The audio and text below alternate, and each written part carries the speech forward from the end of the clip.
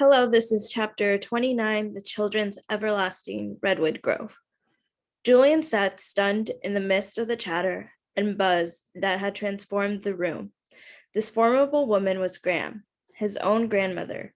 She owed him a few computer games, was Julian's first fleeting thought.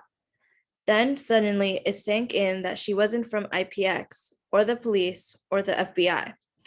The truth had been revealed, all his crimes and secrets brought to light, and nobody, it seemed, was going to send him to prison.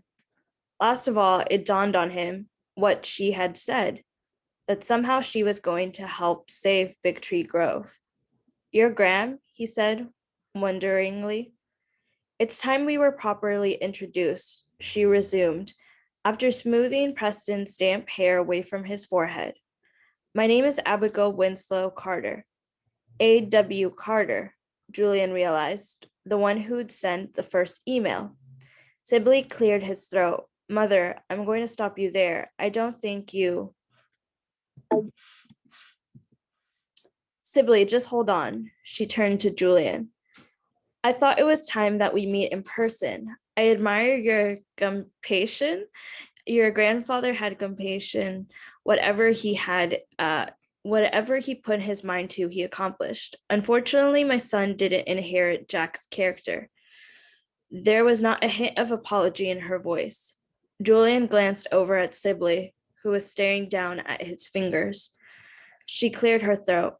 "My boys never got along," she said in a formal tone.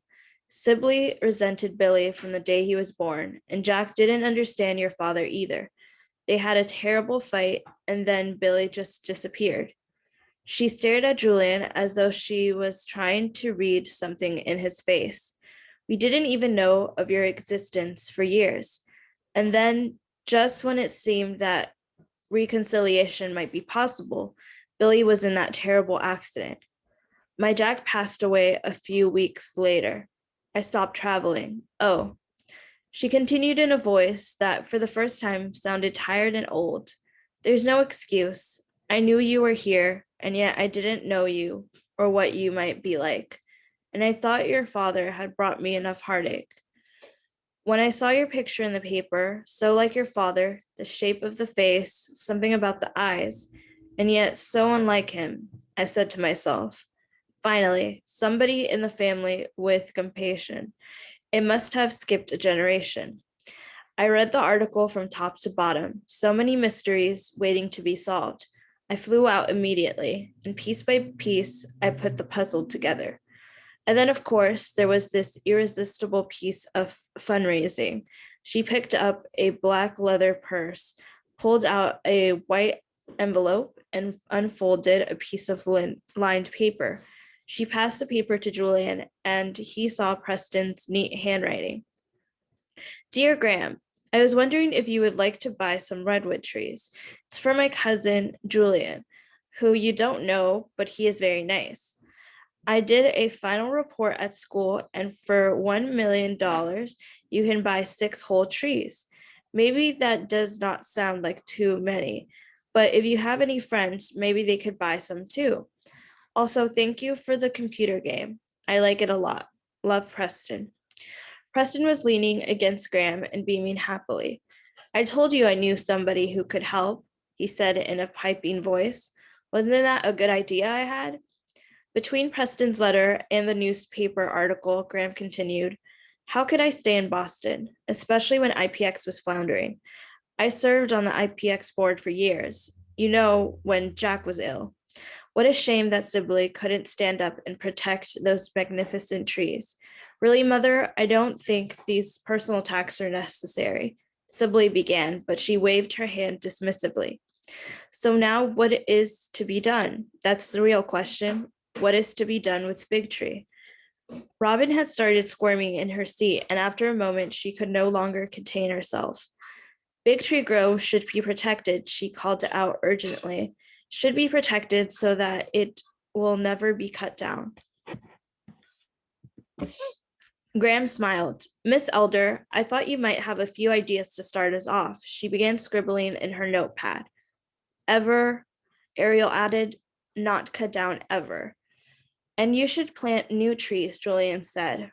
Permanent protection, Graham was shaking it all down in a neat, slanted cursive. Replanting. And no offense, but I think you need a new boss, Danny said. Somebody who actually likes redwood trees. But Graham, Preston asked, aren't you buying the redwoods? Me? Good gracious, no. What would I do in Boston with a California redwood grove? And then all those taxes?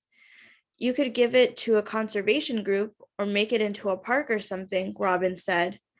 But it's our treehouse, Molly wailed. We can't give away the treehouse. Everyone was silent again. Perhaps it would be more appropriate to keep Big Tree Grove for the young, Graham said. The older generation have certainly done enough damage, she signed. When I was a girl, the world felt new to me, untouched. I suppose you don't feel that way anymore. Julian imagined Big Tree Grove on and on for miles and miles, the giant redwoods stretching from ridge to ridge. No houses, no roads, no fences. That world wasn't so long ago, he thought. Not even 200 years ago, the forest had stood fresh and untouched for the next generation. What if we were what if it were a forest for children, he said. We could have school groups come and they could raise money and we could buy more land and more redwoods. Robin's straight eyebrows were knit together and she was twisting her braid around her finger, just like they do for the rainforest. Zip lines, Danny said, and bridges to go from one tree to the next. Maybe another tree house. Ale frowned. I don't know. It should be beautiful like it is now. We don't want all the ferns trampled down, Robin agreed. The children's everlasting redwood grove, Ariel said dreamingly. Graham continued writing in her notepad. No fences, Julian said. No ticket booths or snack bars or parking lot. Danny groaned. No snack bars? That's un-American. Definitely no snack bars, Robin said. And not too big. It'll be educational for all those poor, ignorant city kids like Julian and Danny. Danny gave Robin a phony smile. It's not like everybody is going to be swarming over this place anyway, he said. I mean, it's about 1,000,000 miles down a dirt road. I don't know, Ariel looked doubtful. Maybe it should be just for us. I didn't like it when all those people there. Julian considered, but what about Jojo and Preston and kids who aren't even born, maybe? Kids like him who never knew that something like Big Tree Grove existed. Anything else? Graham said after a moment of silence. Nobody spoke. Then we are all in agreement. Graham looked down at her notepad and read out loud. Big Tree Grove is to be permanently protected from timber harvesting and replanted with redwood seedlings in an appropriate location. The grove is to be maintained and enjoyed for the education of the young and future generations. Fences, ticket booths, snack bars, and parking lots are strictly prohibited. They nodded uncertainly. Julian, I want to make sure that you concur with these conditions. Julian looked at her puzzled. Sure, he said. In that case, it's settled. Graham put down her notepad. There was another long pause. Julian was starting to feel that his new grandmother was a little too fond of mysteries. What's settled? He finally asked. The board has already approved the sale. For $10 million? As soon as he blurted it out, Julian realized that it wasn't polite to mention what people paid for things. Oh, my, no. I believe that Sibley's profit estimates turned out to be, shall we say, somewhat inflated. The acreage of old growth on the property is really quite small. Mr. Elder checked it out for us. You talked to Bob? Of course, it was all quite rush. That's the way it is in the business world. In light of all the controversy, I think IPX got quite a fair bargain. But I thought you didn't want a California redwood forest, Julian said. Everything was moving so fast his head was starting to spin. That's correct. Graham gave Julian another piercing look. I'll have the lawyers draw up the papers for you to sign as soon as possible. Me? Julian looked at his grandmother in astonishment. Him? Sibley shouted. You don't mean to tell me you're transforming the property to Julian? He stared at his mother in outrage. With a conservation easement protecting the trees in perpetuity, she said calmly, of course the easement will reduce the property value. He won't be able to cut down the redwoods later if he has a change of heart. I won't have a change of heart, Julian said, but his voice was drowned out by Sibley, who roared. Well, of all the low tricks, he had risen out of his chair and was pacing up and down the room. Then abruptly, he unclenched his fist and changed his tone. Mother, please consider what you're doing. You don't even know this boy. This is a major financial decision. If you had shown Julian the least kindness, none of this would have happened in the first place. Julian, Sibley said, is an ungrateful little liar, just like his father. All right, Mr. Carter, now you've crossed the line. Bob strode to the kitchen door in a fury and opened it wide. I think it's time for you to go. Silence filled the room. It was so quiet, Julian could hear the kitchen clock ticking. You will apologize to Julian at once, Graham said in a low voice. Sibley's mouth was open, his breathing was heavy, his cheeks were flushed and sweaty. I was out of line, he finally said. Grams gave him a steely look. My apologies, Sibley said, with the pained expression of a person undergoing an uncomfortable medical procedure. Then abruptly, he straightened his shoulders, picked up his briefcase, and began taking short side steps towards the door. I can't stay any longer, I'm afraid.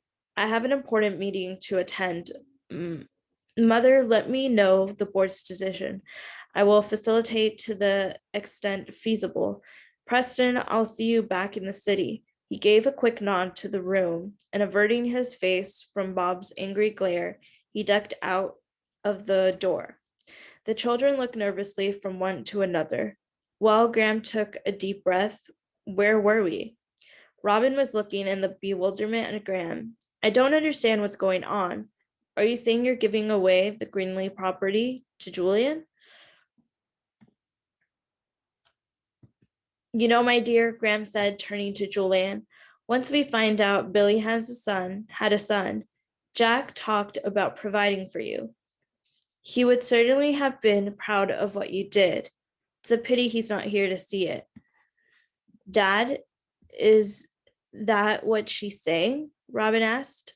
Julian looked up and saw Bob watching him with a wide grin. Apparently, that's the plan. Robin started shrieking. I can't believe it. She jumped out of her chair and threw her arms around Julian. You'll be our next door neighbor. She started dancing around the room. Can you believe how lucky we are? Isn't it lucky that I sent that email and Julian found it and Operation Redwood worked? I can't believe it. We saved Big Tree. She ran over to Graham and gave her a huge embrace, which she accepted with somewhat frustrated dignity. Oh, thank you, Miss Carter. Thank you 1,000 times. And Robin ran out the door and started ringing the bell again and again. With the pealing of the bell, everybody started talking at once. Danny gave Julian a high five. The girls all shrieked and hugged each other. Preston leaned against Graham's leg, smiling at all the hullabaloo. Hullabaloo? I hope I'm saying that right. Nancy came up behind where Julian was sitting and put both hands on his shoulder. You kept saying a way would open, Julian said, looking up at her. I told my grandmother that before I knew who she was. I told her a way would open, and it turned out she was the way. Nancy burst into laughter and gave him a hug. I just keep remembering the day I met you, when you looked so frightened and hungry, and Bob kept going on about how you might be some kind of felon. And look what you've done. Look at what you all have done for Big Tree. And that is the end of chapter 29.